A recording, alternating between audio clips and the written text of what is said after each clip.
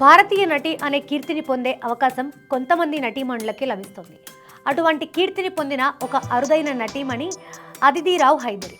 2 దశాబ్దాల క్రితమే ప్రజాపతి అనే మలయాళ చిత్రం ద్వారా సినీ రంగ ప్రవేశం చేసి తెలుగుతో పాటు అన్ని భాషల్లోనూ తన సత్తా చాటుతోంది.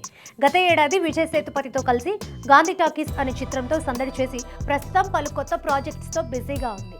రీసెంట్గా అదితి తన ఇన్స్టాగ్రామ్లో ఒక పోస్ట్ చేసింది. సదరు పోస్ట్లో కొంతమంది నాకు చెప్పిన విషయాన్ని మీతో పంచుకుంటున్నాను. ఒక వ్యక్తి తన ఫోన్ వాట్సాప్లో నా ఫోటోలని ప్రొఫైల్గా ఉపయోగిస్తూ ఫోటోషూట్ పేరుతో కొంతమందికి మెసేజ్లు పంపిస్తున్నాడు. అవి నేను పంపినవి కావు.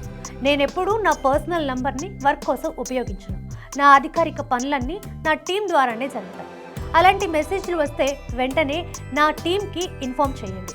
నాకెప్పుడు అండగా నిలిచే అభిమానులకి ధన్యవాదాలు. ఫేక్ అకౌంట్ పట్ల అందరూ జాగ్రత్తగా ఉండాలని అదితి తన ఇన్స్టాగ్రామ్లో పేర్కొంది. ఈ మధ్య కాలంలో సినీ సెలబ్రిటీల పేరుతో కొంతమంది ఇలాంటి మోసాలకి పాల్పడుతూ వస్తున్నారు. ఈ విషయంపై అభిమానులు స్పందిస్తూ ముందు మరెవరూ ఇలాంటి వాటికి పాల్పడకుండా కఠినమైన చర్యలు తీసుకోవాలని కోరుతున్నారు.